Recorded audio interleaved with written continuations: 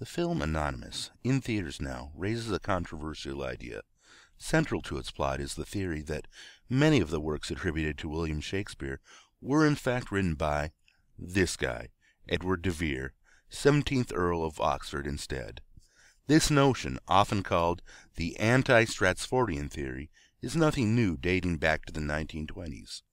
Can it be that this impressive body of work was in fact written by someone else? Was William Shakespeare actually a fraud? The big problem is that we know so little about Shakespeare's life. So let's take a closer look at this life in Behind the Author, William Shakespeare. 1564, in the small town of Stratford-upon-Avon, William Shakespeare was born to John Shakespeare, a glover and a local alderman, and Mary Arden, the daughter of landed gentry. At the age of 7, he probably attended the King Edward VI grammar school, since it was free to all male children in the area.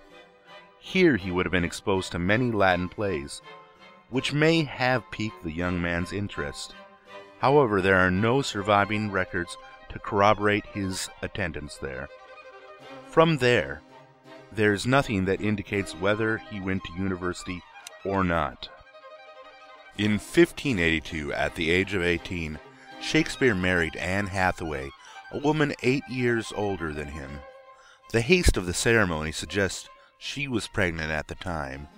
And so, in 1583, Anne gives birth to Susanna. Fraternal twins Judith and Hamnet are next in 1585. From this point to 1592, there is little record of Shakespeare. These are often referred to as Shakespeare's lost years. There are many stories about his lost years, but no confirmation. Was he forced to leave Stratford when he was caught poaching deer on another man's land? Was he employed as a country schoolmaster? Did he work in London as a stable tender for the theaters? Whatever the case may be, it is clear by 1592 that he had made a name for himself, if not success, in the theatrical scene. This is seen when his fellow playwright Robert Greene would playfully allude to Shakespeare's Henry VI in his final work before death. Between 1594 and 1612, he was active in theater, both as a playwright and actor, as evidenced by his appearance on many cast lists. He would become part owner of Lord Chamberlain's men, whose favor with royalty would prompt them to change their name to the King's Men. After a number of moves, the company would settle into the famous and well-known Globe Theatre. In 1594, he would petition and receive his familial coat of arms, marking him as a gentleman in English society.